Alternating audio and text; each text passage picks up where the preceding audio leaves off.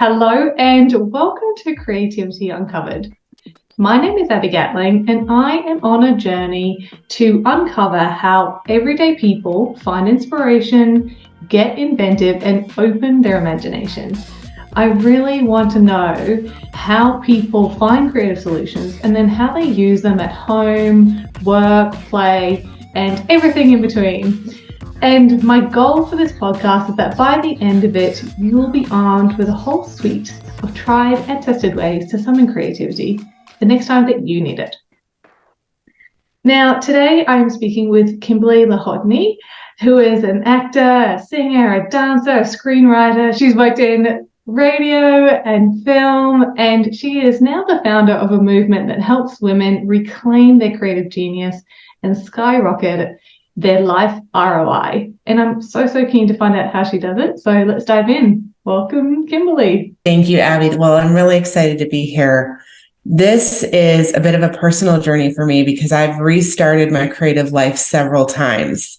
So when we came up with a way to articulate this to others so that they could get back into their creative life, it really brought up so many things in my own journey that reminded me how important it was that creativity be an active part of someone's life for their whole life long, whether they're trying to get back in professionally or if they just need it in their daily life because they don't know who they are without it.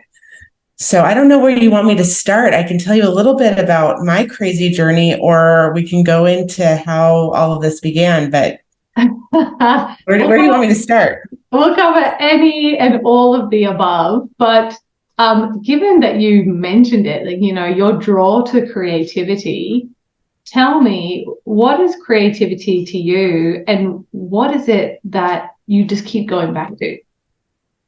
Oh, that is so great. So it was really funny when I was preparing for this, I thought about the first word in our little returning to creative life, and that's surrendering to who you are.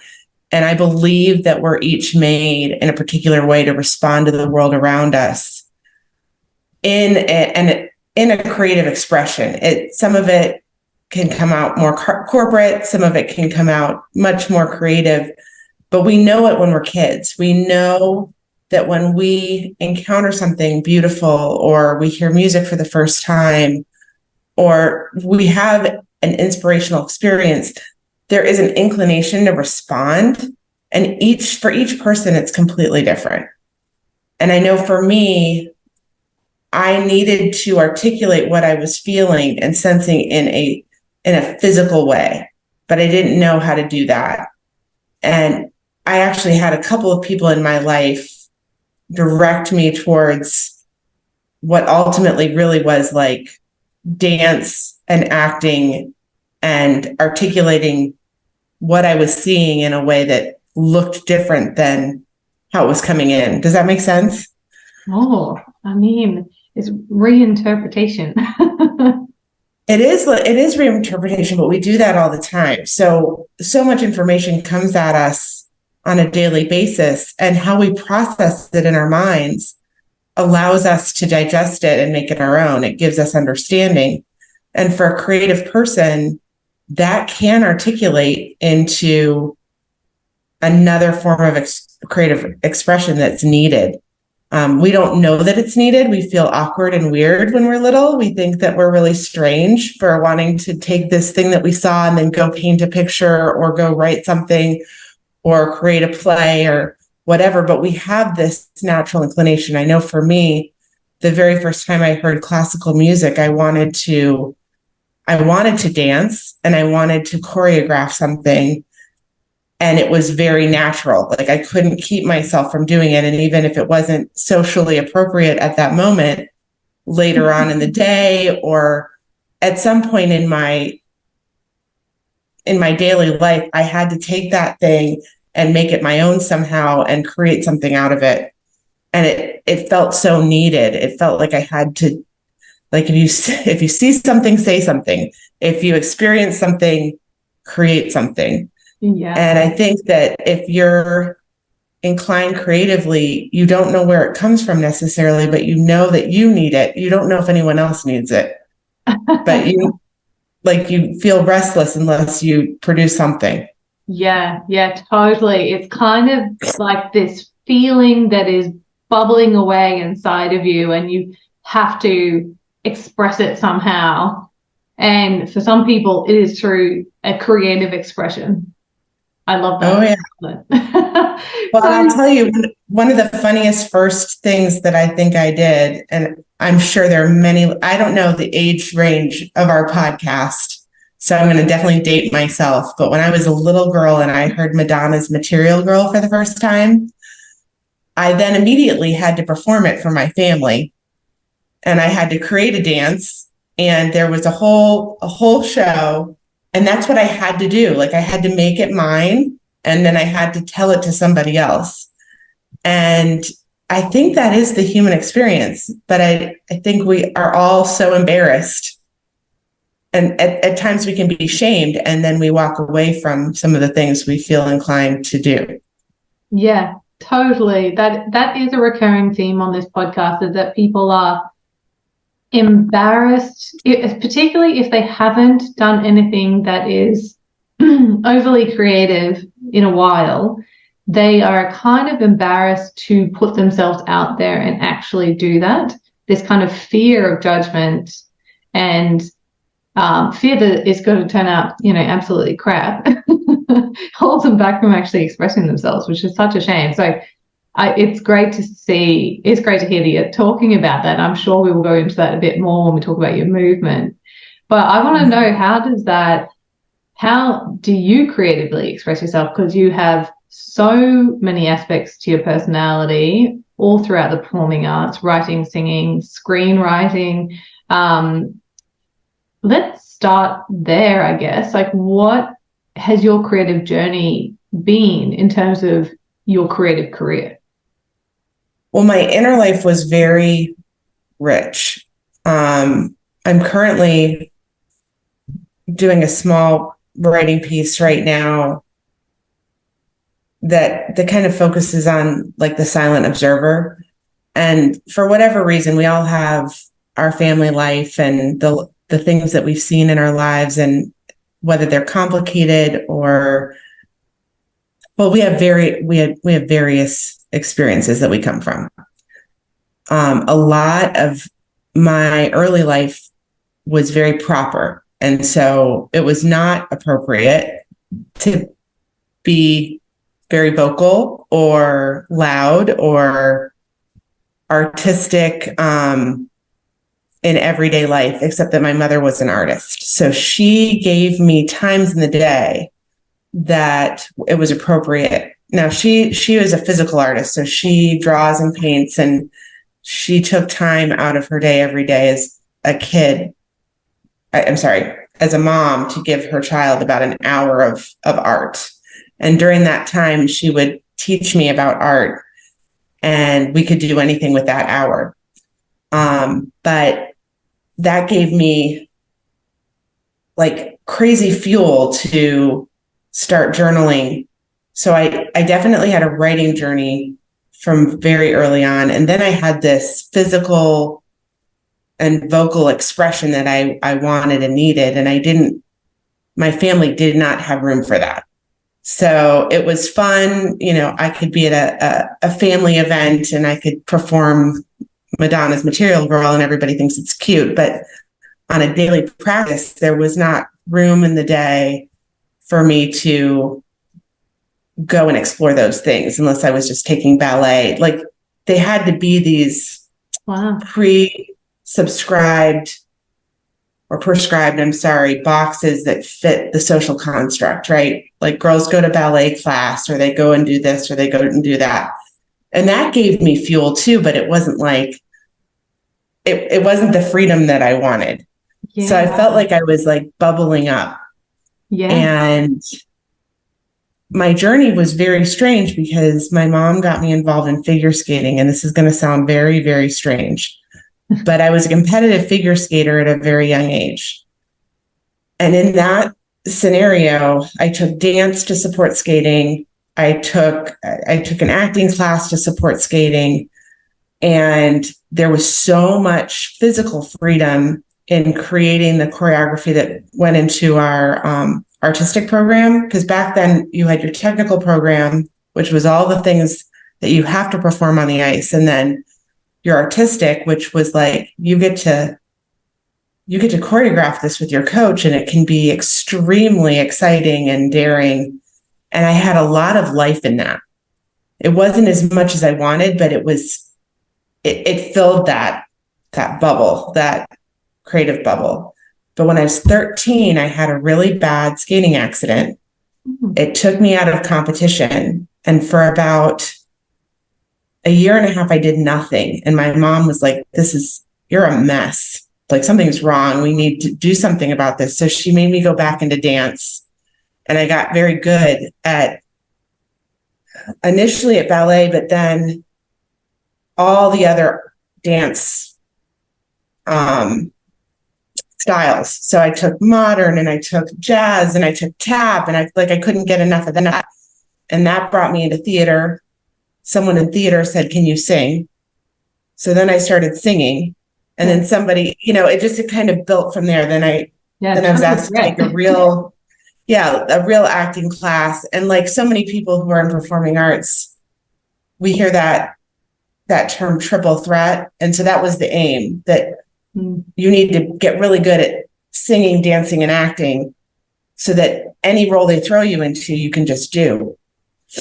But as I got older, I also was fascinated by directing and writing and having control over what the actors did do. So that's, in short, how the journey happened. But it was because I always felt a little constrained.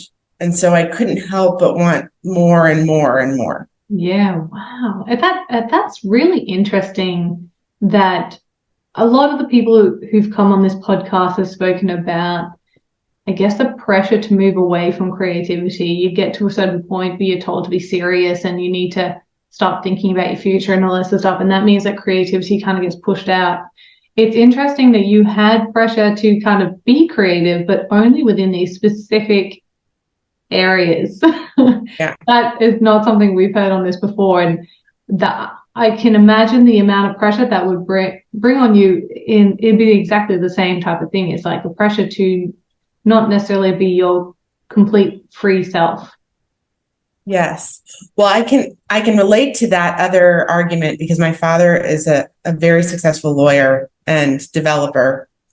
And I have dabbled in like real estate development and all that stuff. Like if you search my name on the internet, you might find out that I have all these other licenses, but this was always my first thing. And this is what, for the majority of my life, I've been able to do professionally.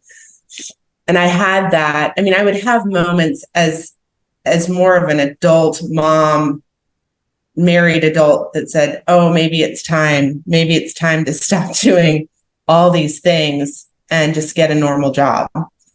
I definitely feel that pressure sometimes. But then I also don't know if I can emotionally survive if I were to abandon this part of my life. And it's like what my mother saw, when I stopped having an outlet, I really saw an emotional, I mean, I would say that there was depression. Like there was an emotional loss. There was an outlet that wasn't getting plugged in anymore. And I felt a little dead inside. Yeah. And I see that with other people. Like I see that they were built for so much more and they watch other people do it.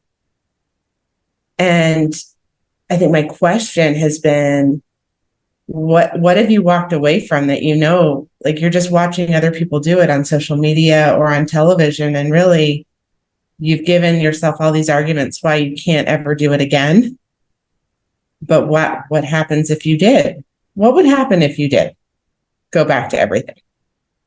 Yeah. So what's the worst that could happen? Nothing. It plays into that fear, the fear mindset. It always comes back to that, doesn't it? So you were a screenwriter in Los Angeles, and then you moved away from that. Where are you now? Not really. So, well, I've moved away from Los Angeles. So I got my master's in screenwriting at Pepperdine, and then I worked in a production company for about 2.5 years. And I also worked a lot of other odd jobs, because if you live in Los Angeles, you know that the first couple of years of being anything in Los Angeles, you get paid nothing, or you work on favors and you hope somebody's going to see your talent. But I worked in creative development, and I got to help out on a bunch of things that never gave me credits. And when I moved away from Los Angeles, I moved up to Sacramento, and that's when I got into radio. So a lot of my media writing went right into storytelling for radio, and that was great. And I did that for, I think, 5 years. And that was a happy place to be. It wasn't a full fulfillment. Like I talk about sometimes being art adjacent. Because as a singer, what did you say? What is art adjacent? So it's like you work next to the thing that you love. I mean, I was at a radio station that I was in the news department, but I wasn't a recording artist, and nobody knew that I could sing. I mean, so my undergrad is in classical voice, and I got a degree in music, and yet I was working in the newsroom learning about audio production. And well, I mean, I'd already learned about audio production, but I was creating content that had nothing to do with the music. It had everything to do with just social issues and things like that. So I felt like I was like right next to the thing I loved. And then at the same time, that radio station was developing, they thought they would develop a television network. And they were asking me to start writing short little vignettes for the channel. And I started doing that. And then they abandoned it until I think this past year.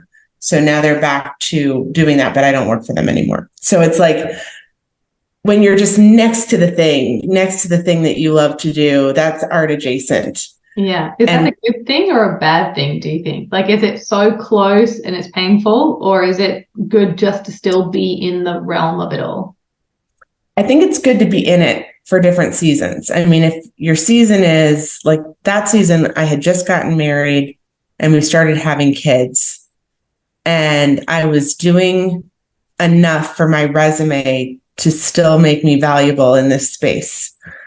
But it did make me sad that I wasn't creating original content, like original art. I was just telling a good story well. And there's a lot of value in that. I would also say the things that you pick up when you're in an art adjacent job, like some people, a lot of artists and writers and creatives find themselves in marketing. They just do, because there's a beautiful space where really a creative eye, color, artistry, creativity can be used in the ad and marketing field, and can be used for persuasive reasons. There are things to be really proud about in that world. And there's also things that you're like, I wish my art wasn't involved in that marketing. Like, yeah. I wish that had nothing to do with that. But I think there's a lot of value, because artists become people who understand that there's a business and a work ethic behind art too. I think there's definitely validity there.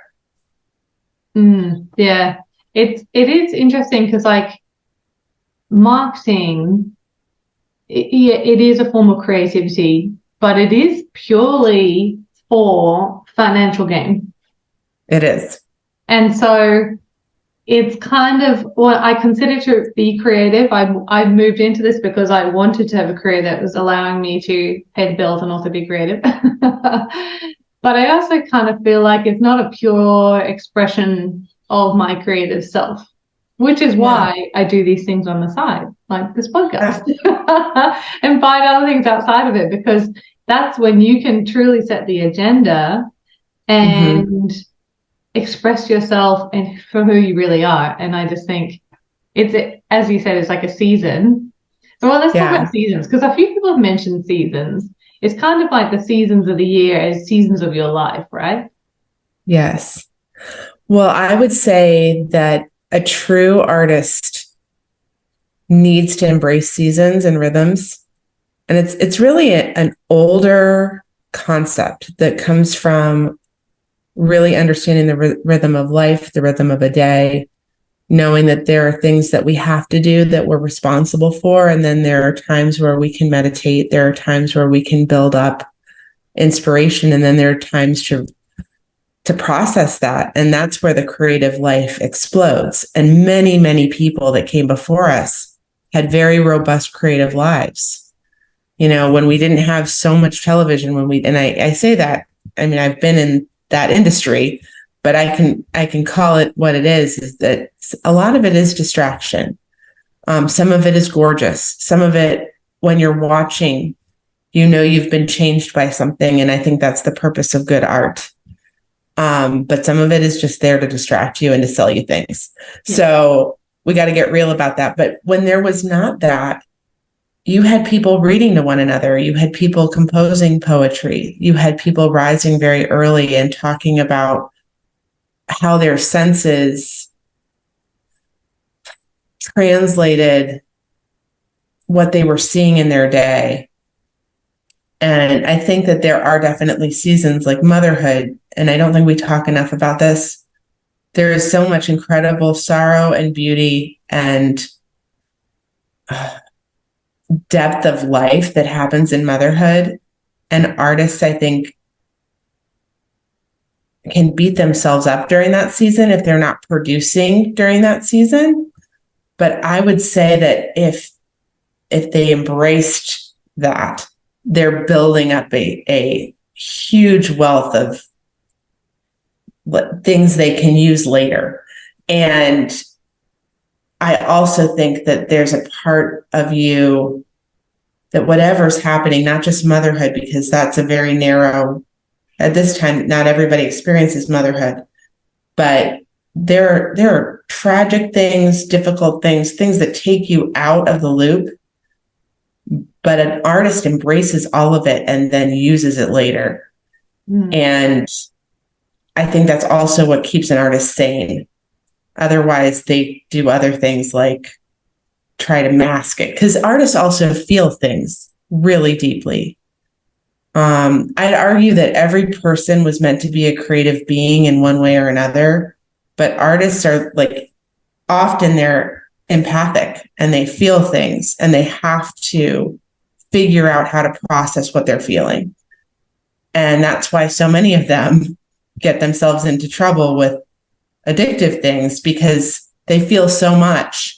And if they don't have a place to reprocess and get it out, it can really, it can actually get them very sad. So, I'm going back to kind of mental health, but I think that's all on purpose. I think we're meant to get it out. And that's why the fear stuff, going back to fear and stigma, is really a lie. Because for better or worse, you're meant to be this way. It's not a mistake. I guess that's it. It's like, whatever your expression is, if it's true to you, then it's right. Yeah, I think so. I think we've put around us the image of who gets to tell the story. And I talk a little bit about this in the first element of the Spark movement. We have let casting directors and people tell us who our singers are and who our actors are and who gets to write this and who gets to tell this. There is, I can't remember the statistic. I wish I had pulled it up today, but there's a picture on my website that shows you that I was one of only 4 girls in a 50-person writing program. All the rest were men. Oh. So that means that the majority of content that we consume on a daily basis is being produced by men.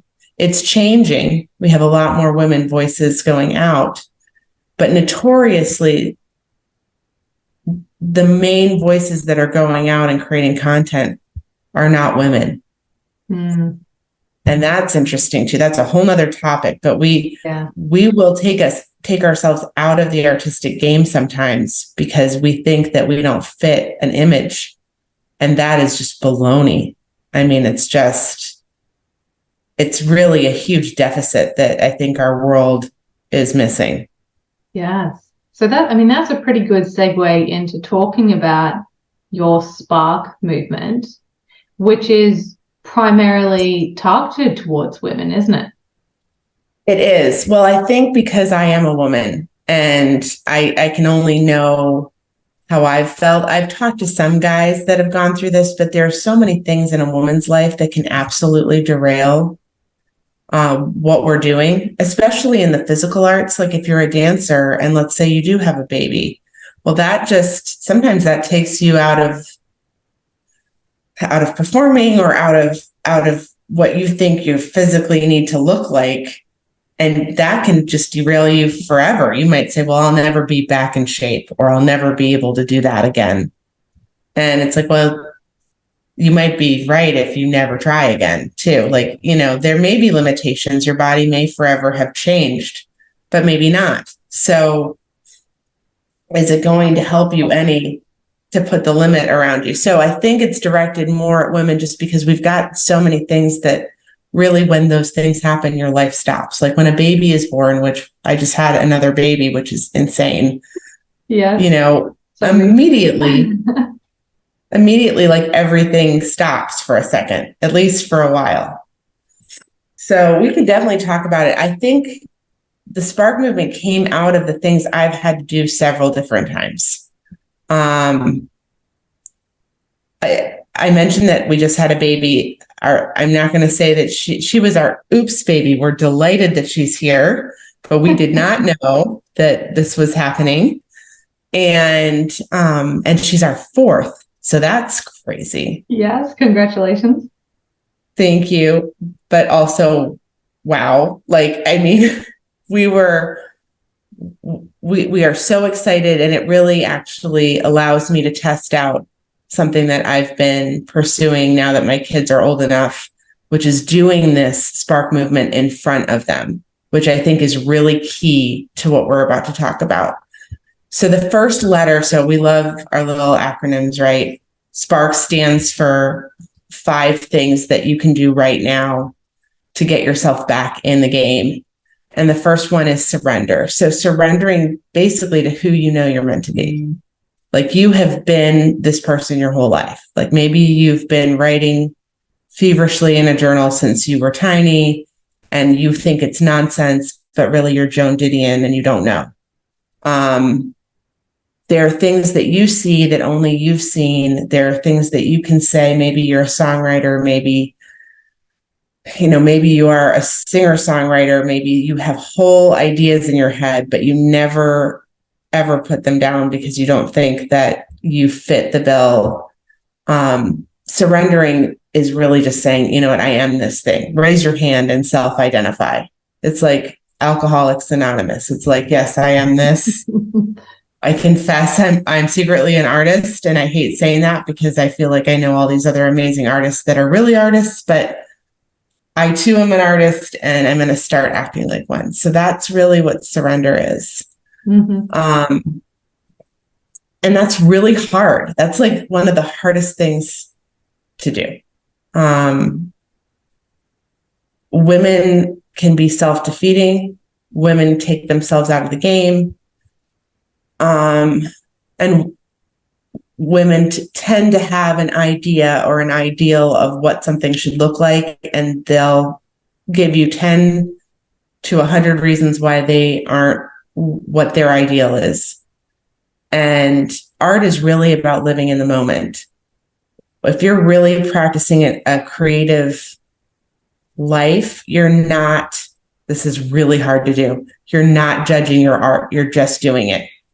That's where the joy comes from.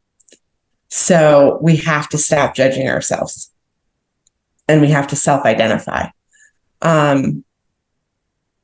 I wrote this thing down. I want to read it really fast because I think it's really important. When I was in LA, I often heard people say that like the movie theater was their church. And that's probably because I was around industry people, and this is like their whole life.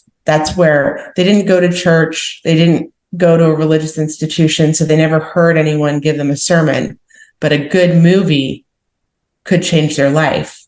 And that's what great art is. I know I mentioned that, but great art is about showing somebody something different, a different perspective. And when they see it, they've experienced something that they couldn't experience themselves, or they've always felt that way, but they couldn't articulate it.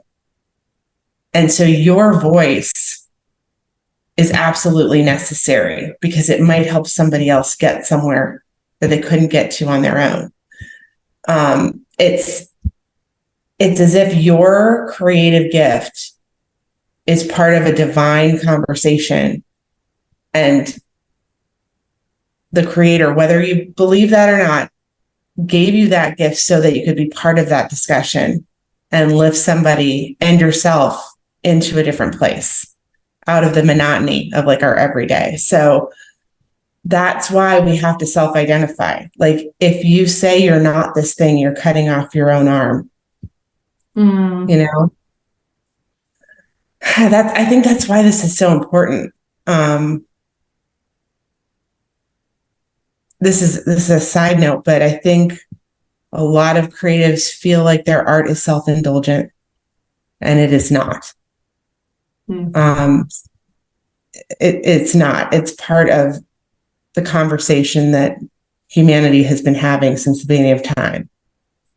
So unless you're absolutely crazy and certifiable, but you could even argue that some of those people find, they show us things too. But anyway, that's why it's important. So many of the great artists had a few things going on. So yeah, definitely.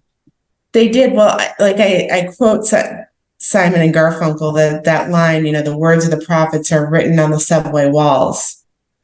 Yeah. The people that are in strange places or places where they see hard things, sometimes they have to write or say something. And even if you wouldn't sit down at a coffee shop with them, you need to hear what they're saying. It's really important. Okay, so P. So S is surrender. P is pursue wonder. So this is when, I've self-identified, and now you need to be present. This is really hard for people because our lives move really fast. So you do have to find that time. And I know there's all these influencers out there that are like, you need to have time for meditation and you need to do this, this, and this. I just say, stop, take a deep breath. And whatever you're experiencing right now is part of the fuel that's going to go back into your artistry. So don't be afraid to live it. Some of it's really hard. I mean, there are people that we're talking to that might have debt issues. The world is in a really strange place, all kinds of stuff. It may be really hard to feel a relationship falling apart, but that is the fuel that gives you the anger, the love, the joy, the frustration that you can put into the performance of that thing that you do. I think that's very important. So don't be afraid to be enthralled with something. I can't help but emphasize what I said before. I lived a very tailored life for a long time. And the schools I attended and the people I was around, apart from my mother and some of her artist friends, were very, they were all lawyers and doctors, and they had never made a wrong move, and they went to the best schools in the country and all the things. And so when you're around that, you don't know where this crazy part of you lives, right? The part of you that needs to go into a room, turn the music up really loud and dance, Yeah. And I think that we have to find spaces for that. And we have to not look at what other people, I don't know, it's for those people that we have to look and wonder and be fascinated by the world, because they're so busy. Yeah. They're so busy and they need it. They need it so badly. So A is aligning your life. So this is where you do have to make space. And space could be physical, like it may be that you need to create space in your house. You may need to put your instruments out. You may need to face your art. May need to put the things out so you can see them, so that at some point during the day you will pick them up. But also space can be, it can actually be time in your schedule and room for re-engaging old friendships. I have a lot of friends who are very, very successful, some of them much more successful than I am, though they don't think so. I mean, I think that's also funny. Creatives are all like, well, I didn't do this and you did this, and that's silly. Comparison, yeah. Yes, comparison, but it's more than that. It's like we are in awe of other people's art. I think that's fine. I look at Joni Mitchell, Joan Didion. I look at all the crazy people who were involved in music in the 60s and 70s, and some of their lifestyle was crazy. They were talking to each other. They were at parties with one another. They were with great thinkers. They stayed up late at night, listening to each other's music, reading each other's books, going to each plays. We need to make space for that. We need to put creative people around us again, because it reminds us that we are that. I think that's really, really important. And I don't mean going to huge concerts. I mean people in your daily space, your community. Yeah. So that's important. Finally, we're at return. So returning to a daily practice. So if you are a singer, do your vocal warm-ups, work on a song, put something in your life. If you're writing music, you need to write just a little bit every day. You need to find joy back in the discipline of doing the thing. Some of it is much more complicated than others. I would say keep it simple. Whatever you did before, return to that and find the joy in that, because whether this thing that you're working on takes off and becomes culturally significant and it goes all over the globe and people are talking about it, or you have someone in your neighborhood or in your city that is incredibly touched by it, it doesn't matter, because you doing it is the thing that brings you the most joy. Yeah. I mean, my desire is to get people back into professional arts, but at the same time, we have to be excited about just doing it for ourselves. Yeah. Baby steps. Right. And then the last thing is keep this promise to yourself. So you've admitted that you're an artist. Don't renege on that. Your kid, like if you do have kids or if you do have young people in your life, they don't know how to put this in their life anymore. They watch endless amounts of influencers use their creativity to get likes on social media, and that's fine. You may want to put your stuff on social media, and I'm all for that. But there are not a lot of young people who have the patience to sit and listen to oratory or do these. I mean, I actually think there are communities that do this really, really well, like the spoken word performers who do incredible spoken word poetry and live performance. They have incredible patience to listen to really awesome and just thought-provoking word art. There are other cultures that just don't have that patience. So I think showing your kids and young people around you that you're keeping this promise as an artist, you don't care what they think about you. You're going to get up every day and this is going to be part of your life. That will be invaluable to them as an adult because they will put that in their life too. And I think it's healthy. I love the fact that you do this. You've created this movement because it's something that you wanted, you would have liked for yourself at several points in your life. You're helping others, and now you're actually practicing it and modeling it for your own family. I just think that is such a cool return to where it started, isn't it? I think that's very true. I will tell you, I can say these things because I did this I've done these steps several times, not knowing what I was doing. And it was really hard. Like reaching back out to my artistic groups, going to a new city, because I've moved several times. Moving is a huge way to get unhinged from your creative community. To go back in and say, hey, I have something to contribute to this new community is very frightening. And I think that takes people a minute. But I would say it's all worth it. It's very much worth it. Oh, definitely. Well, I'm so glad that you are doing that, and then also able to again do it for yourself, because it sounds like you have this absolute calling and this inner calling to be creative, and getting back there and refinding it each time you go through one of these stages. And just brilliant. Well, Abby, I have a question. Yeah. As you have pursued this podcast, what are you gravitating to creatively, even as you've talked to and are gathering creatives? Like what's buzzing in you?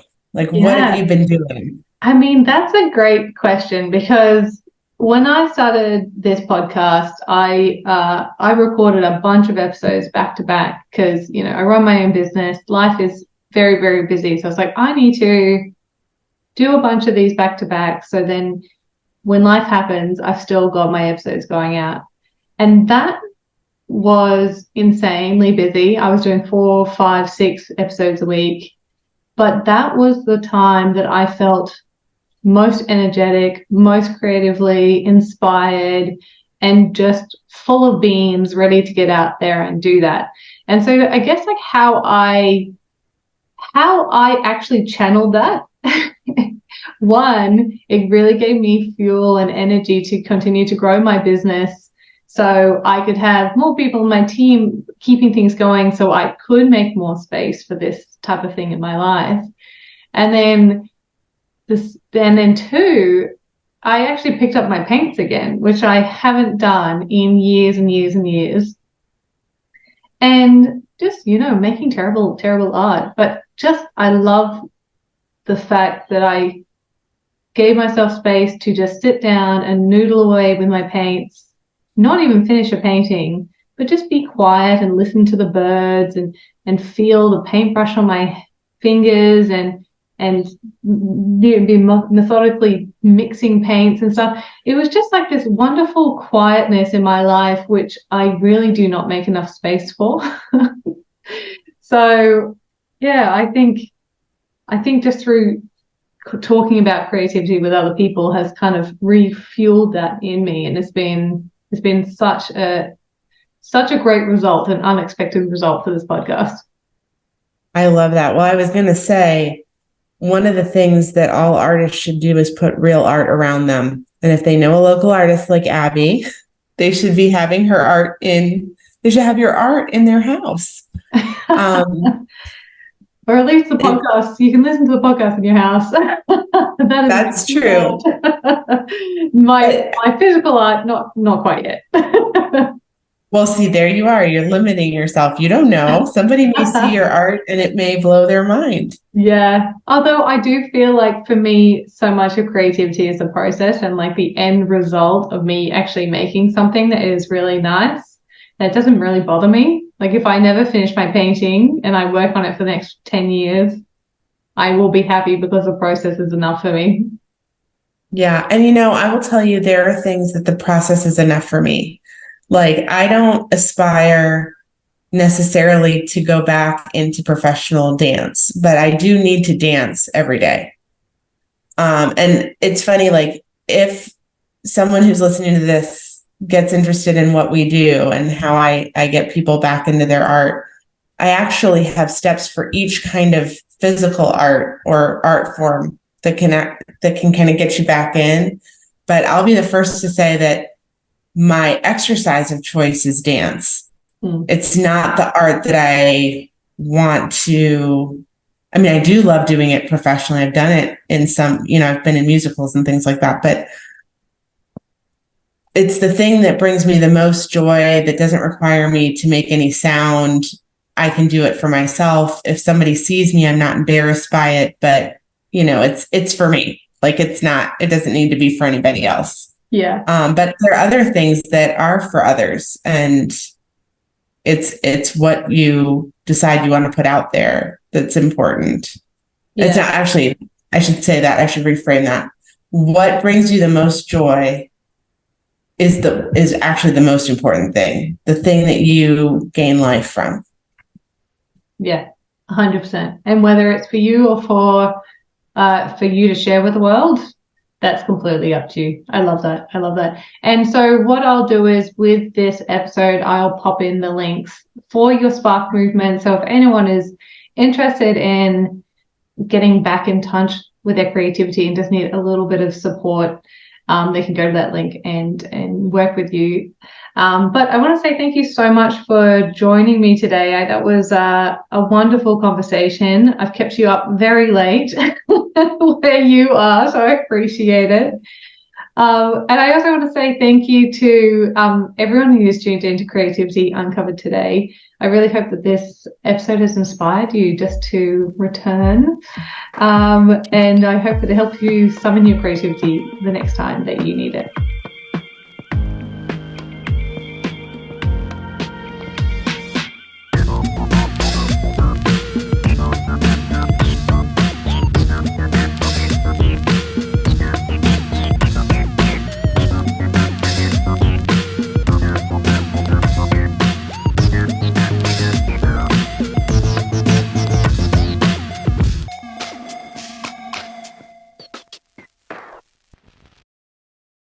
If you've made it this far, a huge thank you for your support and tuning into today's episode.